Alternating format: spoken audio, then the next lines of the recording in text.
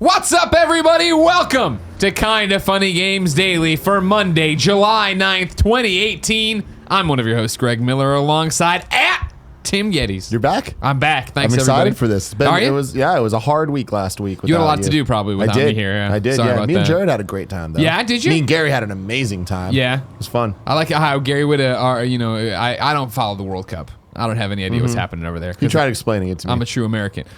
He, though, announced publicly, I guess, after it's coming home / hashtag winning whatever. I don't know the fuck it is.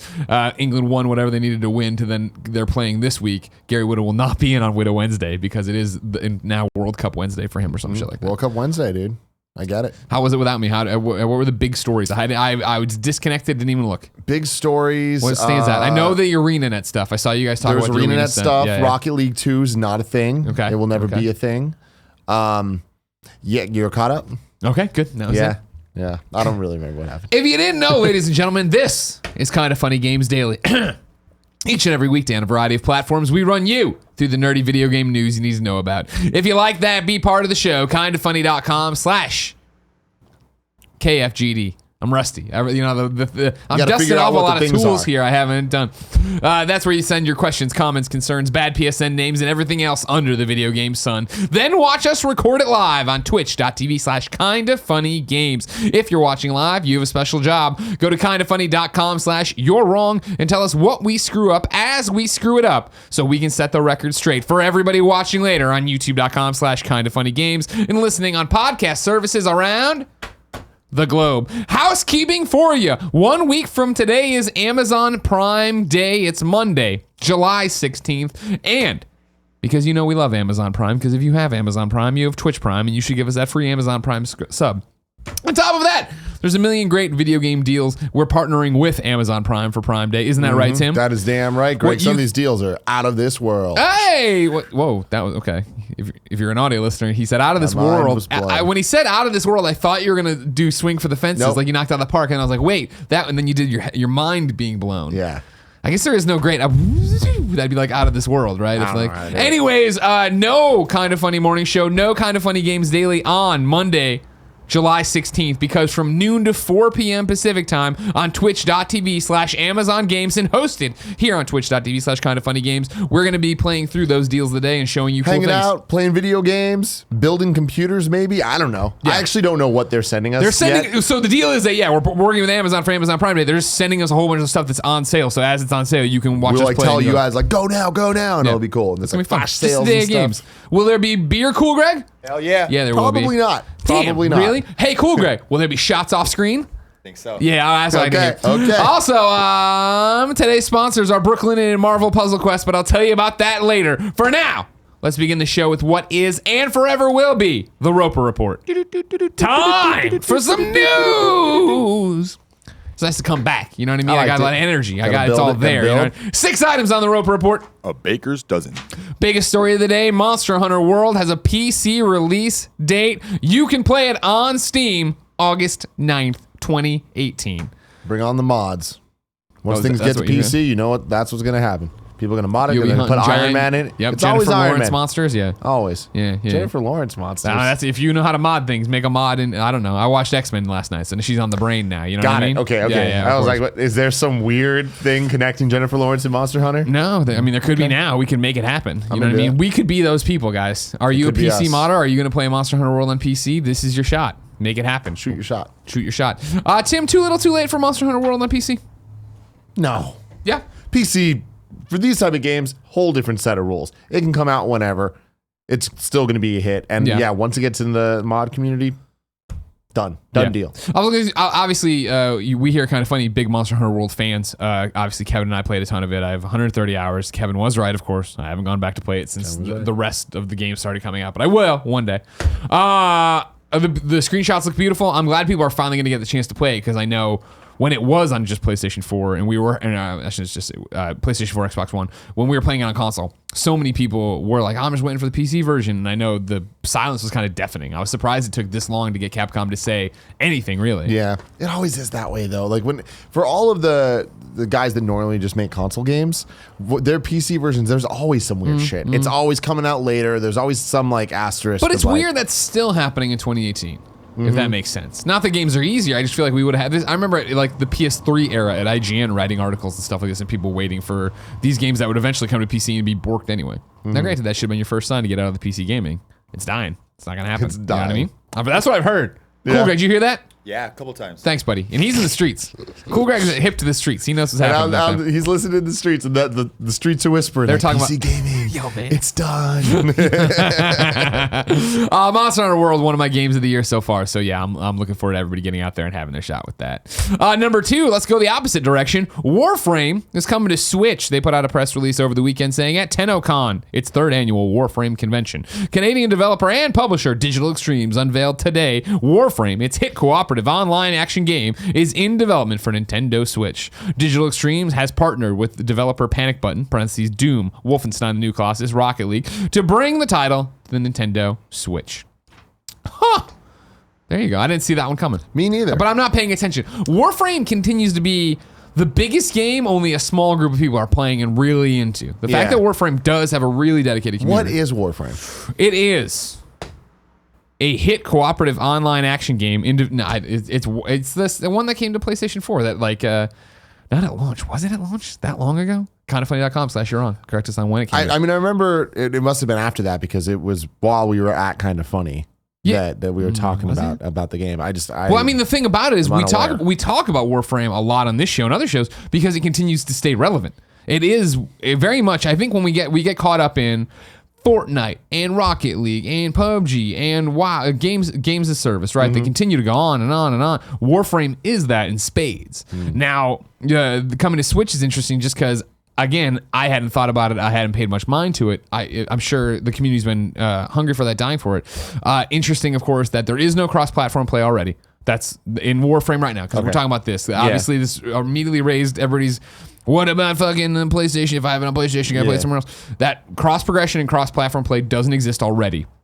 However, and I didn't have a chance to confirm it beforehand, one of the emails written into kindoffunny.com/KFGD with questions, comments, and concerns mentioned the fact that they talked to a developer who said, yeah, while this isn't like cross-platform play would not be possible on PlayStation 4. He didn't say why, but you would assume because of PlayStation's rules.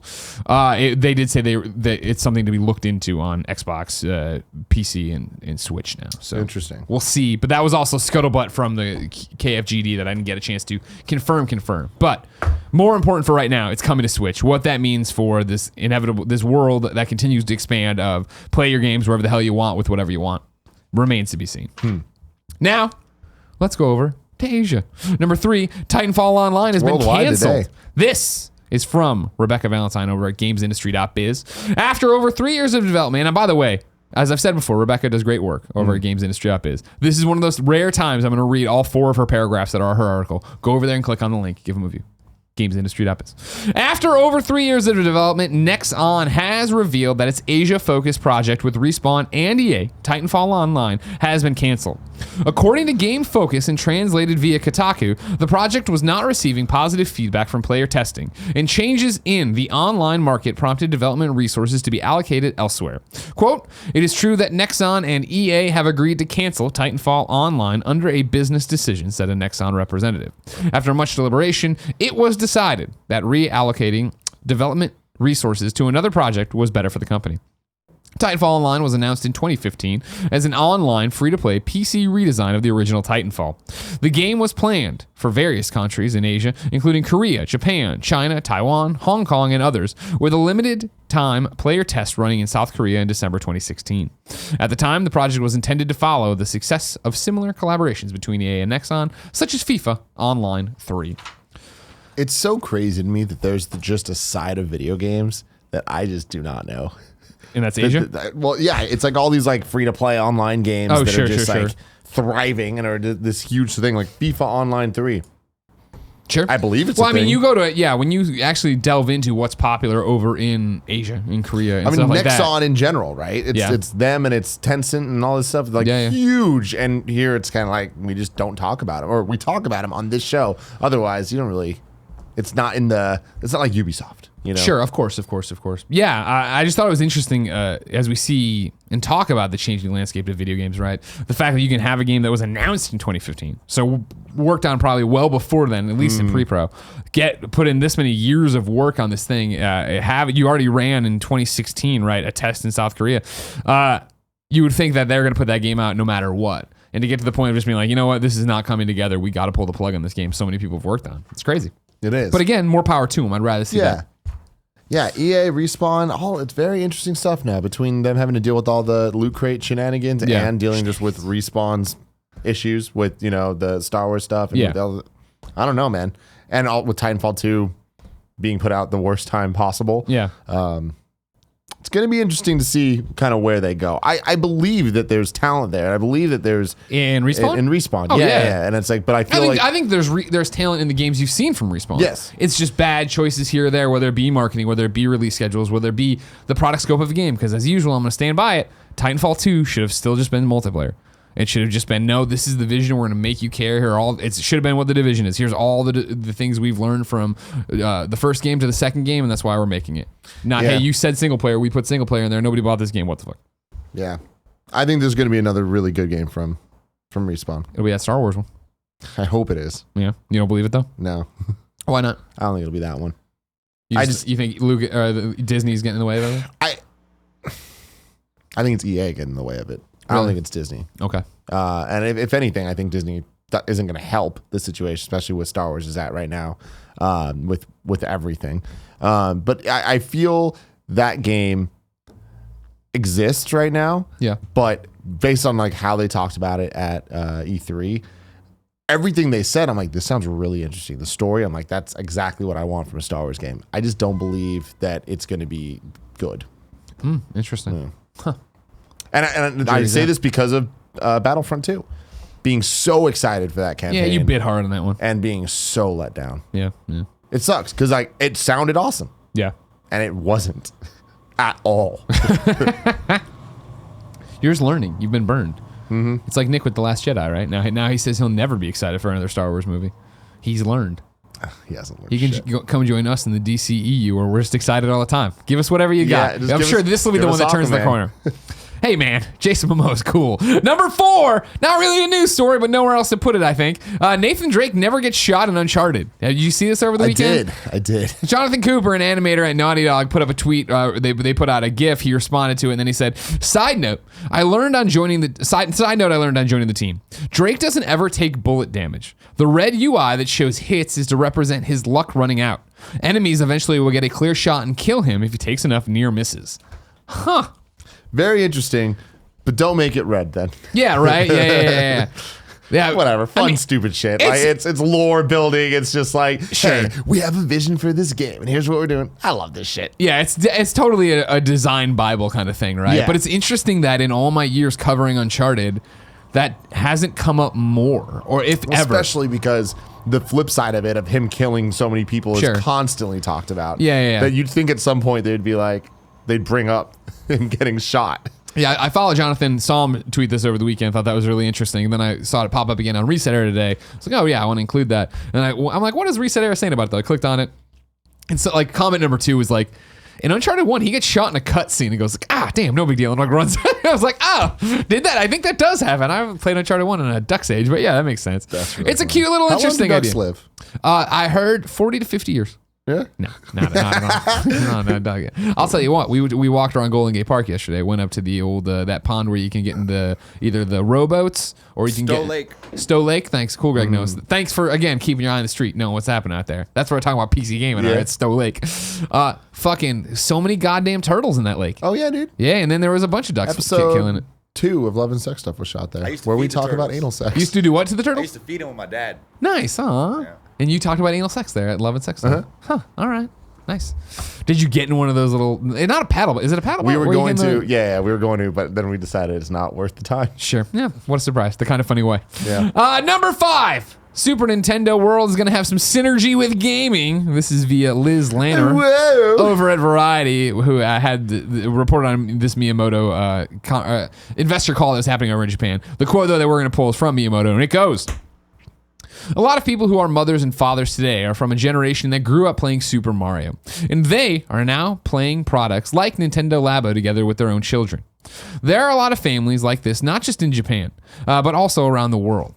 When such families visit these theme parks to experience Nintendo's worlds that have been carefully crafted and to interact with our characters, I think we can expect to see synergy with our dedicated video game platform business.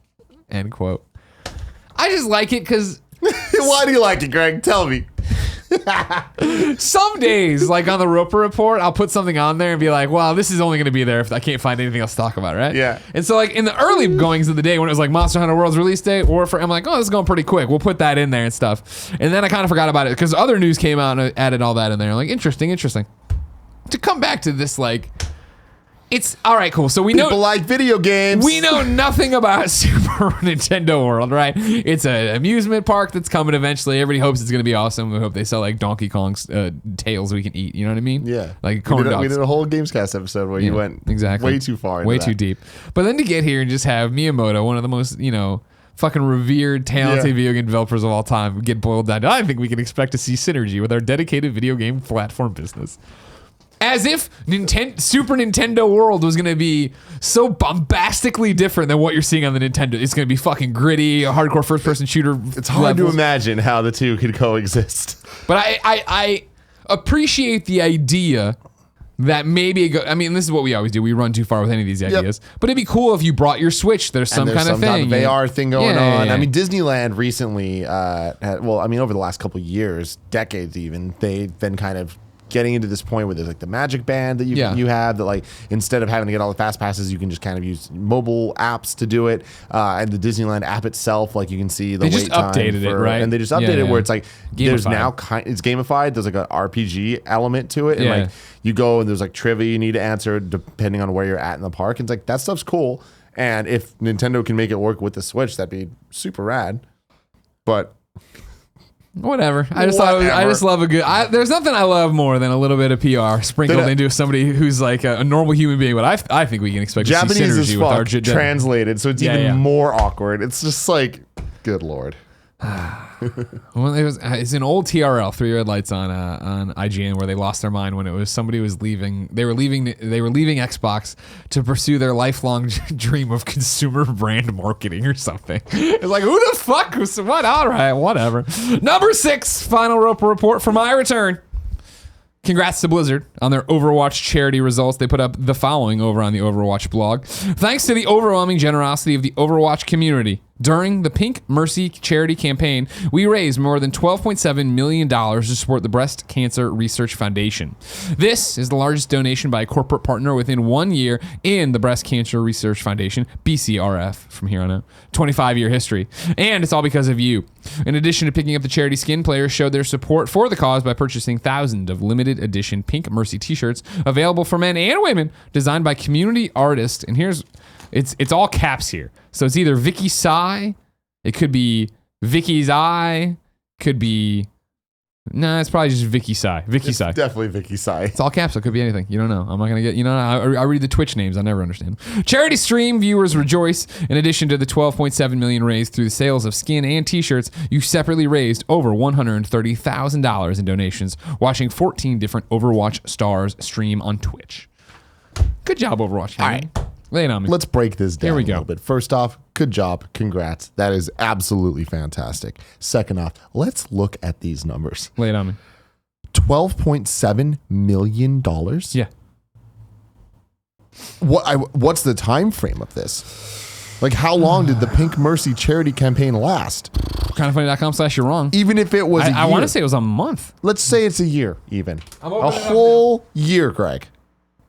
Cool, Greg. $12.7 million. Where's the iPad?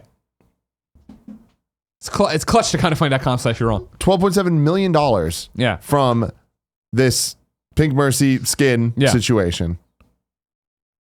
That means that just Overwatch normally, just for skins that they sell, these numbers just come in. All right, I'm going to charge it right now. Just bring me my computer. Just something where we can have it up. The scale of this is insane. Like, this just shows. I mean, we know how popular Overwatch is. Now, here's the thing: is like, so you read through this, right? In addition to picking up the charity skin, players show their support by purchasing the T-shirt, thousands of the T-shirts. So it's T-shirt too. So I think you can buy the skin for whatever it was, and the T-shirt as well. Not that I'm taking away from how great this is. I mean, $12.7 million. You sell a T-shirt for $100,000 though.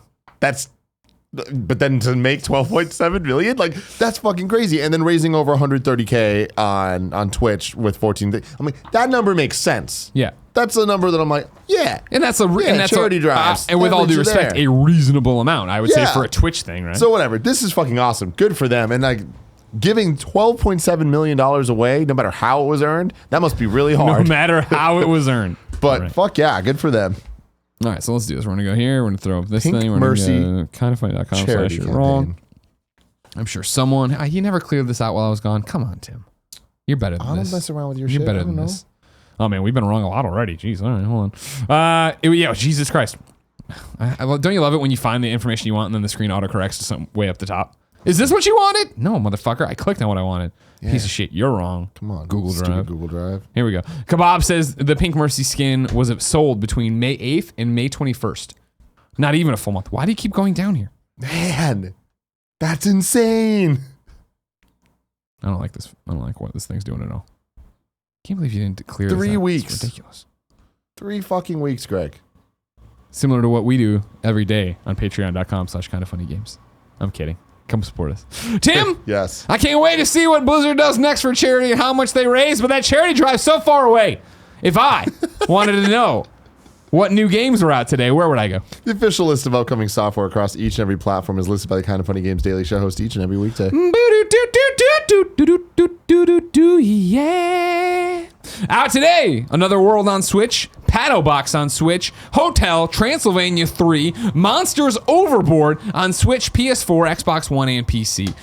Now there's some breaking news as well that this Hotel Transylvania 3 Monsters Overboard just sprung to life in my head that I don't know if you've covered on this show, but I don't know. So I'm putting it out there. Cool, Greg.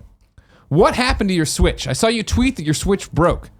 Have we covered this already? Did I miss this? We have not covered What happened? This. I'm not exactly sure. I don't want to throw anyone under the bus, but I heard somebody in the office dropped a Switch. But when I left with my Switch, the left Joy-Con was coming out, just like by touching it, it would just come out. And then even when it was in, it wouldn't go left. It would only go right. Have you talked to Kevin about this? He says just get some new Joy-Cons and make the guy who he saw drop it pay for it. But that's not, I ain't going to do that. Got it. Is the guy Nick Scarpino? No. Andy Cortez? Joey Noel? Greg's like, I don't want to answer because then people will know. Who was it? You? I've gone through the list. I didn't see anything, so I can't say. I don't know. I'll have you know, I have a bevy of Joy-Cons. I'll bring in some Joy-Cons if you want them. I think I might need one, just the left one. No, well, see, the left ones are all fucked up to begin with, right? Isn't that the way they had a whole recall thing on that? Yeah, we'll have to look into this. Okay. We'll have to look into this. Mine definitely hit the floor. Like I can see there's a little bit. And we'll have to talk to Jared Petty. Jared Petty! Why can't I right-click? Fuck this thing. This thing's being a piece of shit today. God damn everything. You know what I mean? I know. You ever get there? Greg. New dates for you.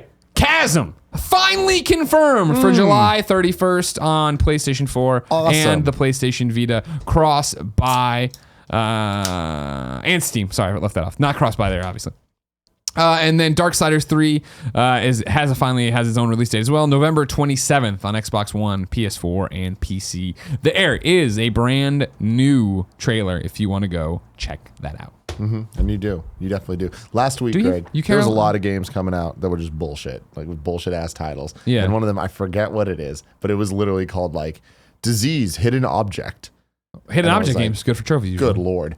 And so Jared downloaded it and we reviewed it on Gamescast. That is now on youtube.com/kindoffunnygames. Was it good? No, of course not. No, not was good. It terrible? Oh yeah. I can't believe how bad that game is. So you got to like play it and see it too? Jared showed me as he was playing and it was like, oh no. No. It's like even less interactive than Where's Waldo, and I don't know how that's possible. Okay. Ladies and gentlemen, it's time for Reader Mail, but first, I'm going to tell you it's brought to you by our sponsors, Brooklinen and Marvel Puzzle Quest. Tim? Yes. You sleep in Brooklinen sheets just like me. Every night. How do you like them? Big fan. Me too. I'm a huge fan of it. You spend a third of your sheets, or no, life in the sheets. They make a difference with how you sleep. Start getting better sleep with the best sheets ever. But that's brooklinen.com for the best, most comfortable sheets without a big markup. There are no unnecessary markups or fees. Most bedding is marked up as much as 300%. Brooklinen is the fastest growing bedding brand in the world with over 20,000 5-star reviews. As I've talked about it, you go to brooklinen.com, you click on the thing. What do you want? What size your bed? Great, you got it. Then you start clicking and mixing and matching all the colors and the profiles. Make the comforter match the sheets, make the sheets match the comforter. Many different blues, that is true. Every time you see a Portillo photo on Instagram.com/GameOverGreggy in the bed, that's Brooklinen sheets. Oh, man. Because we like them so much, you don't put on other sets of sheets. You wash these sheets, you put them right back on. Mm-hmm. You, ladies and gentlemen, can get these amazing sheets very simply. You can go. Wait, I sound like a vampire there. Brooklinen.com has an exclusive offer for you, the listener. Get $20 off and free shipping when you use promo code GAMES at brooklinen.com. Brooklinen is so confident that they offer a risk-free 60-night satisfaction guarantee and a lifetime warranty on all their sheets and comforters. The only way to get $20 off and free shipping is to use promo code GAMES at brooklinen.com. That's BROOKLINEN.com. Promo code GAMES. Brooklinen. These are the best sheets ever. Then, guess who's back? Marvel Puzzle Quest. It's true. You remember when these guys debuted here as a sponsor, and I said the same thing I'm going to say now. I thought Puzzle Quest was dead. I loved Puzzle Quest so much from D3 back in the day on my PlayStation Vita, PSP. Sorry, I'm old. Yeah. Playing it everywhere. I thought it was gone away for good until these guys showed up with Marvel Puzzle Quest. And guess what? It is still the match 3 gameplay and storylines and all that stuff you know from Puzzle Quest. If you haven't played Puzzle Quest because you weren't alive when people were playing PSP, I understand. It's time to play this one. It's got Marvel characters. Ant-Man and the Wasp has you fired up for a Marvel game, right? Then make that Marvel game Marvel Puzzle Quest from the folks at D3 Go. Marvel Puzzle Quest is Marvel's only match 3 puzzle RPG mobile game experience, and you can download it for free today. In Marvel Puzzle Quest, you can create a custom team from the Marvel Universe that features such characters as Iron Man, Black Panther, Deadpool, Rogue, Gambit, Luke Cage, Jessica Jones, and more. There are more than 150 superheroes and villains packed into this game. Once your team is set, join your friends or other Marvel enthusiasts and be part of a mighty alliance and compete against others on the leaderboards in weekly tournaments to reward both you and your alliance. Right now, Marvel Puzzle Quest has a ton of in-game content for Ant-Man and the Wasp, as they're both featured in the Growth Industry event going on right now, and they have Ghost coming to the game really soon, along with a number of new supports like Quantum Realm or Wasp Gauntlets to equip your new characters. We have a special offer for new players. Download Marvel Puzzle Quest using the link in our description, or head over to d3go.com/kindafunnygames and get yourself 3 free tokens from the Partners in Crime Vault to possibly earn Ant-Man, Wasp, or other great rewards to add to your collection. Where do I want to start with you, Tim Guinness? Yeah, here's where we're going to start right at the top. Good. Weissmark wrote in to kindafunny.com/KFGD and says, "What's up, Kinda Funny crew? First off, welcome back, Greg, and screw you for convincing me to get Luminous on my Switch. I'm now addicted and taking extra long lunch breaks at work. My question is whether, as reviewers and players, if you guys trust other people's reviews of games. Recently, I found myself disagreeing not only with the gaming media's reviews, but even my friends'. Luminous is an outlier. For example, Jurassic World Evolution got terrible reviews, and yet this weekend I pulled my first all-nighter in years playing that game. Another example would be Far Cry 5, which I thought the gameplay was repetitive and boring and killed the thrilling story. I'm just wondering if I'm really all that picky or just absolutely crazy. Thanks for keeping me entertained in the car, home, or work. Weissmark." We talk about this very often, about how we're in a world now where it's not just the outlets you trust, but it's the people you trust, and you can find the voices that resonate with your taste, or find voices that you disagree with, and so you're able to read or watch the reviews and understand, all right, maybe I'm going to feel different than they do. There was a lot of specific reviewers. I feel like Lucy O'Brien at IGN is somebody that I really trust when it comes to reviews, and I don't always agree with her, but whatever she's critiquing, I usually understand where she's coming from, and I feel like she plays games similar to the way I do. But yeah, there's a lot of other things where it's like there's the overall look at stuff when you're just looking at the numbers of reviews and stuff. It's like, yeah, you get a general sense of where the game is, but it's so hard to kind of have a overall consensus for where a game's at when you're looking in that 7.5 to 9.5 range, where it's like, what is the real difference? And it's all subjective because they're reviews. I mean, I think it just comes down to, what you're saying. It's more personality than outlets. That's how I do it. There's plenty of times when I'll click over to an IGN review, and I use IGN because obviously we know people there, and I'll see someone who reviews the game, and I know I do not share their taste in games. So immediately I'm like, well, that's what they say, but I already know I didn't agree with him or her on, you know what I mean? So why would I credit this? Whereas a tweet from somebody I follow that I really enjoy and like I know thinks the same way I do about games goes further. And it's also the same thing of, I thought Octopath Traveler was a good example on Gamescast the other day, where Jared was talking about playing the demo again, or I was talking about how I'm gonna, looking forward to getting into it. And Jared's like, oh yeah, and I'm like, well, here's my question: as somebody who doesn't traditionally play turn-based Japanese, it doesn't have a soft spot for JRPGs of the SNES era. Does this game do enough differently to make me that I'm gonna care about it more than I would have back then? And Jared was like, yes. And so like that carried a lot of weight for me going into this weekend of, okay, cool. Like I'm glad people are excited for it. And then when I sat down with it, with the final copy, the review copy, to sit down and actually get into it on the flight to play it, I was like, oh wow, okay. Like I'm glad I listened to Jared. Like I know Jared. Jared telling me I'll like something goes further. And it works the other way where you'll play games and talk about it. I'm like, oh cool, would I like it? And you're like, no. Like you can love a game and tell me that I'm not gonna, I'm like, this is not for you. It's not my genre. Sonic Mania, not for you. Yeah. And so I think that's really what it comes down to. So your friends, I think that's where it comes down to. Of course, I think if there's one thing I've learned recently with MCU in review and XCU in review is like, man, I can't believe the times we sit down and I'm like, this movie was great or terrible, and we don't all agree on that. It's like, wow, that's insane. But it's like everybody looks for something different in art, and that's what this all is. So there's no gonna be a yes no for, and like that's what it is universally. Totally.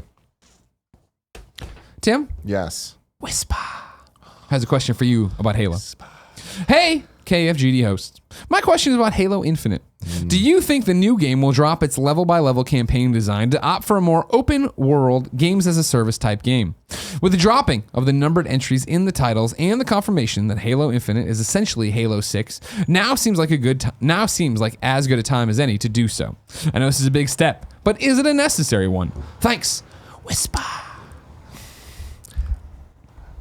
My biggest hope for Halo Infinite is they take a Battlefield 1 approach with war stories.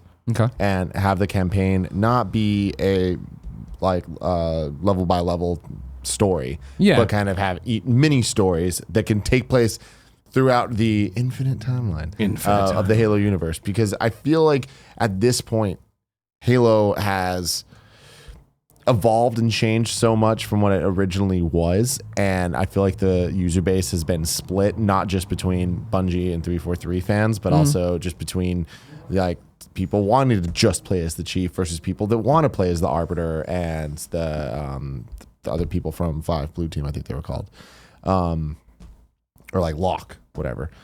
And I feel like if you did the war stories type situation where it's like you play a little bit here, a little bit there, like that could be really, really fun. And even if they kind of had different perspectives of key moments from Halo 1 or Halo 2 or 3 and like see how different things could go, or play through missions that we never, I feel like Reach is a perfect example of something that we heard lore about in the different games and then actually getting to play through it was really cool. There's so many of those moments in Halo mythology that would be awesome to get to actually play through. Yeah.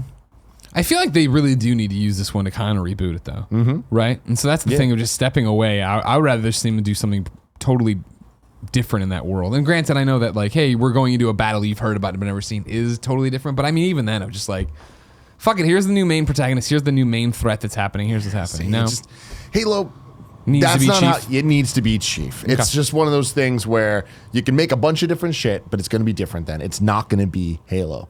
Halo, the story, it's Chief, it's Cortana, it's this, like, them and their adventures. Whatever happened to Cortana? She dead or not? Wasn't that the whole thing? She was like fucking dying. Yeah, we're going through the whole, like, the story of 5 didn't really get us where we need to be. Okay. So there's still a lot of questions up in the air. Okay. Evan writes in and says, hello, Greg and co-host. With Fortnite fever infecting the office, have you been paying attention to the Fortnite Season 5 ARG? As someone who doesn't even play the game, I eat this shit up and enjoy the hell out of it. Are you enjoying what Epic is doing right now, or could you give two shits? I'm also curious what your favorite marketing build-up to a game was. Thanks for everything you guys do, Evan. You paying attention to this? No. Do you know about it? No. So while I was gone, so it feels like a giant weekend, but I'm pretty sure it was no, that doesn't make sense. Maybe it was the weekend I left? I forget. But I think when I was gone, they had those countdowns in the game, and when it hit there, they launched a rocket. Okay. That cracked the dome of the ceiling. Yes. And the crack's been getting bigger, and now like weird shit's happening where it like cracked reality. So things in the world were disappearing and then reappearing in other places. Like the rocket itself, right? Smashed into it and then came out of a crack this way and then came out of a crack. Like it shot all around the map without ever leaving. And so then what happened now is like people were freaking out that the burger mascot or whatever, the burger from the top of Greasy Groves, it had disappeared in game. And then it popped up in our real world in a California desert. They put it out and they just put it out there. And awesome. A photographer ran into it, who oddly enough I follow because he's a photographer that takes like really nice photos of like not our famous friends, but like I forget if it was Anna or somebody else who tweeted. And I was like, man, this guy's. I clicked on it. Oh, this photography's awesome. Started following it. So I think I saw it without understanding at first what was going on. The burger popped up out there, and then he put it out there, and then that went viral, and so then people are going there, and now there's like an agent there handing out cards that have a phone number on it. If you call the number, it makes a sound. If you transcode the sound, it does. I love it. Yeah, it's one of those goofy fucking things. One of the loot llamas just popped up in the UK, I think in London in the phone booth today or whatever. It's out there or whatever. Like fucking Fortnite, man. Let's get weird. Hell yeah. Hey, we have unlimited pool of fucking money. Let's do whatever the fuck we want. Shit. Right? No, I love that, man. And so, I thought it was cool. I didn't think it was Roper Report cool, right? That like this is happening, but it was neat that this shit's going on. Yeah, me and Andy talked a bit about it. I want to say on Games Daily last week when we had him on a little bit for the Fortnite stuff. So we did talk about that. I didn't realize the ARG shit. I didn't know that it was like actually coming to real life now. That's right. Cool. Yeah. And so we have I think it's 3 days until the season 5 begins. Kind of funny.com/you're wrong. I know they finally confirmed it by saying 3 days. I think it was yesterday they put up a thing of 3 days that had like this animal mask with like the crack going over the eye and shit. I think it's cool. I like looking into it. I'm not going to drive down in California and do anything with it or anything like that. But I am interested to see what they do next. I'm more interested to see what next season of Fortnite does. Like we are all obsessed with it. So being able to play more and see what the new stuff is. He says, I'm curious what your favorite marketing build-up to a game was. The similar things, but the I Love Bees campaign with Halo 2 was just insane. It was like the first video game ARG type shit going on. And God, I was so into that and so invested when like the numbers were finally figured out and there was phone calls being made to like random phone booths that people had to get at and the internet was working together. And then it ended with being able to play Halo 2 before it came out at Metreon in a theater. Oh. And it was so... Did you make it? Oh, yeah. And it was fucking awesome. Me and Alfredo went and it was just like... That's one of my favorite video game experiences ever. See, I thought you were gonna say when the Mass Effect is in a balloon or whatever. Oh, and then the Mass Effect Space Hunt for Mass Effect 3. You can go to youtube.com, search for Mass Effect Space IGN. Everybody almost dying. And me and Alfredo almost died, but it's a whole thing. But in terms of marketing build up to a game, I talk about this all the time, and I will continue to for the rest of my life because it is fucking awesome, is the Smash Bros. Dojo leading into Brawl, where Japan time, man, every Monday through Friday at midnight Pacific time, there'd be an update on the page, and it might be a new item, it might be a brand new character, it might be a returning stage. It's like every day was something different, and like that's cool. The hype around that, and like the insanity now in Reset Era when a direct is the next day and everyone's like, what's gonna happen? Like the 15-page threads out of nowhere. Right. Like that happened every night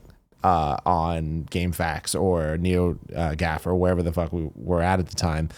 Just like, what's it gonna be? And like the night that Sonic the fucking Hedgehog was announced, like everything changed. That was it, man. So good. Your innocence was gone. Yeah. My dog Nick96 from Massachusetts writes into kindoffunny.com/KFGD and says, hello, Greg and Tim. I saw a video from Game Explain yesterday saying that the Mario and Luigi series developer AlphaDream is looking for people to work on Switch, smartphone, and PlayStation 4 projects. I wanted to ask, the one and only Tim Geddes, will AlphaDream make a new Mario and Luigi game for Switch, or will they create a new IP? I feel out of all the Nintendo franchises, when they're coming to Switch, that the Paper Mario series and the Mario and Luigi series are the two that I'm like, I have no idea what they're going to do. Yeah. I feel like both of them have kind of been ran to the ground. And in terms of Mario and Luigi, like the quality's still there, but I just feel like people are kind of just over it because there's just been way too many of them. Yeah. And then the Paper Mario side, it's just like they've changed what that game is too much. Yeah. And I actually feel like the best bet, and this is the old man in me that's like, oh, I just want things how they used to be. But if they just came out with a Paper Mario game that was a traditional RPG in the style of Paper Mario 64 and Thousand Year Door, like that would be the right route for them to go. And the Mario and Luigi games, I don't know. I don't know that we need, like, we can take a break for a bit on that. Yeah. Okay. And in a crazy world would be Super Mario RPG 2. But I actually feel that's too niche to actually be a wise decision from them. But at this point, you have this install base. You have Mario. People love Mario. You got RPG. That'd be all right. Yeah. So you could change the game. Gino. Change the game. Next question is from Tyler from Florida. Tyler writes into kindoffunny.com/KFGD and says, "Hello, Greg. Welcome back. Hope you had fun, but now I need your help. These next couple of months, I feel, have a dry spell of games that I would be looking forward to. But there are two that I saw coming up soon that I would like your opinion on, if you have them. No Man's Sky coming to Xbox, and Earthfall said to be akin to the great Left 4 Dead series. Personally, I'm excited for a game similar to Left 4 Dead, but we all know expectations don't always meet our standards. If you have had any demo experience at E3 or anything that would lead me to believe either one of these would be worth it for my fall game, let me know. Grassy ass and have a bueno day." Saying that Nick Scarpino way of saying gracias. Obviously I played a lot of No Man's Sky when it first launched on PlayStation 4. I came back, I think, once for one of the updates, and I was like, man, this game's completely different now. And then for Earthfall, Left 4 Dead, yeah, I played that at GDC at the Xbox event, and the developers came over. They're kind of funny fans. They were like, oh my gosh, thanks so much for coming out. Play our game. It's Left 4 Dead. I sat down and played it. I was like, this is like Left 4 Dead, but it's aliens instead of zombies, and I was like, I'm all in. Earthfall, I am super jazzed for. I thought it's an indie team, so it's not like it's as maybe polished or as fleshed out, and that's me off of one demo of it, as what you'd expect from Valve. But in terms of what I always loved about Left 4 Dead, which was, hey, it's 3 other people, and they're your friends, and here's just shotguns and machine guns, and we don't have to worry about classes, and you don't have to worry about support structures, you don't have to worry about all working as a team in terms of, I can't do something unless Tim does something, run around and shoot shit. I was like, this is going to be a great party mode. Awesome. And I bet it'll be a great game for us to stream once in a while. Probably me, Andy, and Kevin, maybe Joey. The Fortnite crew, as we call. I'm totally interested. That releases at the end of this week? Is it this week? I got the thing right here. I can check. You don't have to you're wrong me. And then No Man's Sky, right? I liked what I initially had. So the fact it's July 13th, so a couple days. I like what initially launched with No Man's Sky. So the fact that they've just gone back and added more stuff with it, I think you'd totally be happy with that game as well if you've read the reviews and now seen the updates. And you're aware of what the game is. I think that expectations now are so low for that game that I expect that to launch on Xbox and people will be like, holy shit, what was everybody bitching about? This is great. We'll see. And then, final question of the day comes from WhyNotPete. WhyNotPete writes in to kindoffunny.com/KFGD and says, "Happy Monday! It seems like post E3 summer is sort of a dead zone for both video game news and releases. Is there a reason for this? Will we ever start seeing a stacked release month the way that March has been the last few years, just in July or August?" Why it's a dead zone for news is the fact that, yes, E3 just happened. Everyone just blew their load, and it's like, all right, everyone needs to recoup for a bit. And then there's Comic-Con that kind of gets some stuff, maybe not. Gamescom is on the horizon, too. Like Paris Games Week getting into it, and you got all that stuff. Yeah. It's just, there's the major beats of the year that everybody needs to hit, and I feel like July is kind of the industry's break. Agreed. I think in terms of news, yeah. In terms of games, it just depends what you want and what you don't want. Like, I feel, you know what I mean? In E3, yeah, I guess it's not like the spring half of the year or fall year where it's like there's a AAA game coming out usually every week or 2 weeks. But like fucking Octopath's this week. We got Octopath, we got Captain Toad, and like I know it's support, but still like there's a lot of fun games coming out. But yeah, it's not like this like huge thing. Although Octopath is a big deal. But you are right that the summer traditionally is slow. I always thought of NCAA in July was usually the kickoff of like something starting to happen. Then when Madden hit in August, that was like, all right, now we're really rolling. And like you've seen September ramp up to where it is like, yep, like this year. Spider-Man. But I mean, before then, right, it was Metal Gear. Like there's always something happening that really kicks it off. Something you did miss last week that was really interesting was GameStop released a bunch of like stats and just kind of fun facts about post E3 pre-orders and just like trends that they're seeing. And one of the things they mentioned is that it's going to take a couple years for games and devs and publishers to catch up to this, but they expect July and August to eventually, within 5 years, catch up to the point that January to March has, where we will see a year-round year game of video cycle. games. Yeah. I mean, I think it's smart. I think there's such a science to it of how do I put my game out around E3 and not have it get lost in E3? Because it is that, all the sites are still putting up think pieces and top 10 lists and here's all the amazing things we saw. Yeah, but it's how do you release a game around that and still have it? But you saw Last of Us release, the week of E3 its year on PlayStation 3, and that didn't hurt it. It still got out to the consumer, and there is a science to that of like, yep, everybody's excited at home watching E3 for the next year of content, but it's so rare that something drops during those times. Like, Arkham Knight. Right. Once you turn off the E3 coverage, you're usually, man, I really want to play some video games. What if there is an amazing game that comes out then, or it is 2 weeks away? We will continue to see how this industry evolves, everybody. Time to squad up. This is where one of you writes in to kindoffunny.com/KFGD. You give me your name, platform, username, why you need help in a video game. I read here, the best friends come and find you. Today, Nick Gordon needs help in life. He wants you to go to his Facebook, facebook.com/Saiyan, SAIYAN 1990. Nick says, honestly, guys, this is the first time I've reached out and I could really use some help, some best mate help. On Friday, my wife told me she wanted a divorce. She left and I've been a mess ever since.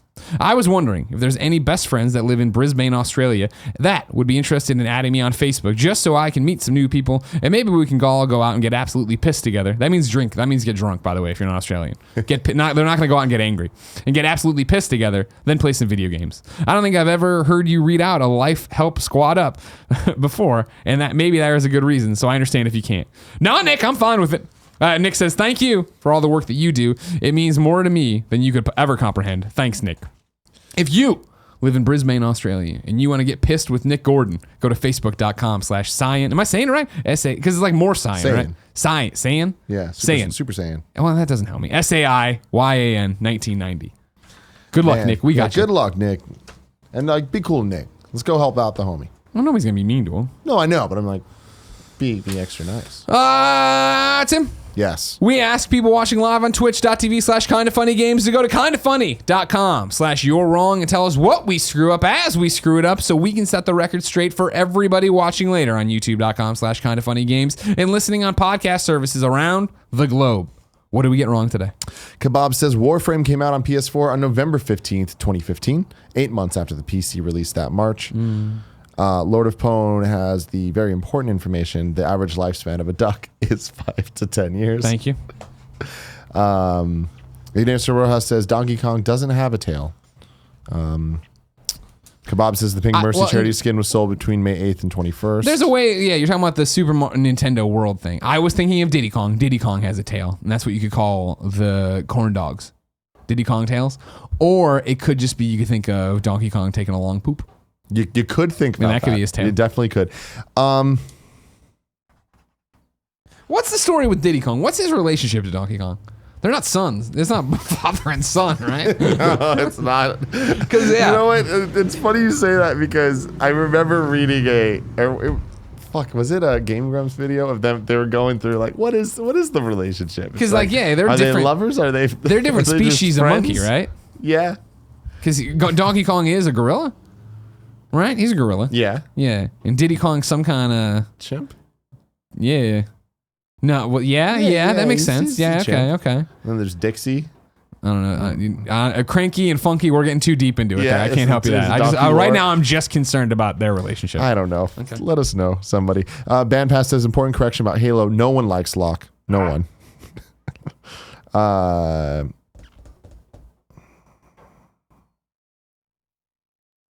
Trying to good Superman symbol today, guys. Kebab says Diddy Kong is Donkey Kong's best friend. They have no familial relations that we know of. Lord of Pone says Diddy Kong is Donkey Kong's best friend and is described as his, quote, nephew wannabe. See, I don't like your best friend being that much younger than you. You know what I mean? Maybe they're not. They just described him as his best friend. No, but maybe he's not younger. Like, he's very clearly younger. He's got a hat on. Donkey Kong's got a tie on. All right? Cool Greg's not having it. Which part? Which part, Cool Greg? The hat. Hat's not a sign of immaturity. But I'm saying, like, he also has that little vest on, right? Doesn't he? I mean, it's we should do a thing. We gotta do a pod. We gotta do a. We got to do a podcast where it's draw things from memory. You know what I mean? Yeah. I'm going to draw you my Diddy Kong right now. The show's over, everybody. You know, yada, yada, yada. That was it. I'm going to draw what I vaguely remember. Do we have Skycam? Yeah, give me a second. All right, here. So anyways, remember, like, subscribe, share, twitch.tv/kindoffunnygames. If you didn't know, Kind of Funny Games Daily, news source, every now. Now I'm going to just draw this thing. Tim's going to talk while I do it. So there's a lot of information coming in here, Greg. We got, so Shadow Fork says Cranky Kong is the Donkey Kong from the original arcade game. Donkey Kong, yeah. Like, you know, Cranky in the beginning of Donkey Kong Country, and he's playing the do-do-do. So wait, no. And then Donkey comes in and he's like, oh, no, okay. So Donkey Kong is still Donkey Kong. I thought you were trying to say that the Donkey Kong in Donkey Kong was Cranky Kong. Like, that's an old version. Cranky Kong. Yeah. Stole the princess and put her up at the top, and Mario came to fuck with him. Yeah. Who the fuck's Donkey Kong, then? Donkey Kong is... Cranky is called Diddy's great-grandpappy in Donkey Kong Country 2, which makes Diddy his great-grandson. So what does that mean about Donkey Kong? And then there's Donkey Kong Jr. That must have been Donkey Kong original, Cranky Kong's son. Right? That makes sense, right? I'm sorry, I'm getting lost. I think that's how it works. And then Dixie is Diddy's girlfriend. But Donkey Kong Country 2, people think that it's Donkey Kong Country 2, Diddy Kong's Quest, but it's actually Diddy Conquest. I think I fucked that up. But there's some weird shit with the name, for sure. And then there was also the Donkey Kong CG cartoon show that was very bad that played on ABC Family. How's the drawing going? I'm not gonna lie, I didn't nail the face the way I wanted. But I'm getting there. Everybody. Donkey Kong, the Donkey Kong Country Donkey Kong is actually Donkey Kong the Third. So, okay, that makes sense then, I guess, kind of, because we would have Cranky Kong at the top, who's also the OG Donkey Kong. He had a son, Donkey Kong Jr. Donkey Kong Jr. had a son, Donkey Kong from Donkey Kong Country. But then, if Diddy calls him great-grandpappy, that would mean that Diddy is Donkey's son? Now, it's important, I mean, as we all learned from Planet of the Apes, that like they just toss it around pretty freely on like what they all do. Why does he kind of look like Stone Cold Steve Austin? I mean, it's drawn from memory, right? Wait, does Diddy have a vest? Doesn't he just have like a crop top? Is what I imagine Diddy Kong to look like. I know he's got a cap on. He's got the hairy, like the ape like mouth area, and then I thought he was in a vest. And I know there's a DK written on him somewhere. Is that not? Yeah, he has like a crop top. Huh. Yeah, I'm not as close to it as what I thought it was. What I thought Diddy Kong looks like. Ladies and gentlemen. If you didn't know, ladies and gentlemen, this has been Kind of Funny Games Daily. Each and every weekday on a variety of platforms, we run you through the nerdy video game news you need to know about. If you like that, be part of the show, kindoffunny.com/KFGD. Remember, that's where you can send your questions, comments, concerns, and more. Then you can watch us record it live on twitch.tv/kindoffunnygames. Watch it later on youtube.com/kindoffunnygames, or listen on podcast services around the globe. No matter where you get it, thanks for getting it and making this show so dang popular. We love making it for you. If you think we did a good job today, go over to patreon.com/kindoffunnygames. There, you can support us at a whole bunch of different levels and get different things. Eventually, we are giving away as fan mail. You know what? How do I get the Slack to go to control? You go. Hold on. So you click on the Kind of Funny face. You're just in the. You're just there with my wife, and we have a Slack channel for our house. So there you go. Cool, Greg. I'm gonna need you to pull up this image right now. Hold on, we're gonna show you the lineage here, I think, of the Kongs, and then we'll go from there. Kebab sent in this. Thank you, Kebabs. Here we go. Tree. So then show everybody this. Cool, Greg. Jesus. Oh man. The unused ones is kind of cut off. Yeah, it's fine. Unused Kongs aren't there. No big deal. So let me get this straight then. Cranky Kong marries Wrinkly Kong. Then they have kids, Donkey Kong Jr. and Junior 2. What? Then Donkey Kong Jr. has a kid who is Donkey Kong. Mm-hmm. He has a little buddy, supposed nephew, Diddy Kong. Diddy Kong is a couple with Dixie Kong, who's sisters to Tiny Kong, these are all cousins over here now. Kitty Kong and Chunky Kong. Yeah. Now Donkey Kong has a past self known as Baby Donkey Kong. Donkey Kong has a friend named Funky Kong, and he has a rumored couple with Candy Kong. Oh my god! Little buddy is Diddy. Like that's little buddy. Like I mean, look at Cool Greg. You can see this image. Look at Diddy Kong and tell me that's a full-grown adult. That is not. That's clearly a fucking child. And you got this pedophile Donkey Kong hanging out with him. But now I'll tell you, a teenager. To be clear, rocked to my core right now that Donkey Kong is not Donkey Kong from Donkey Kong. Yeah. That Donkey Kong is in fact the grandson of Cranky Kong, who was the Kong in Donkey Kong. And Mario, meanwhile, he's got a picture of Dorian Gray up in his house, never aging a fucking day, hanging out with all these people. Look at Cranky Kong. Cranky Kong and Mario were contemporaries. And now Cranky Kong is an old ass bitch just ready to die. Dude. Ready to lay down and die with the ducks that have been old for 10. Ladies and gentlemen, until next time, it's been our pleasure to serve you. Jesus.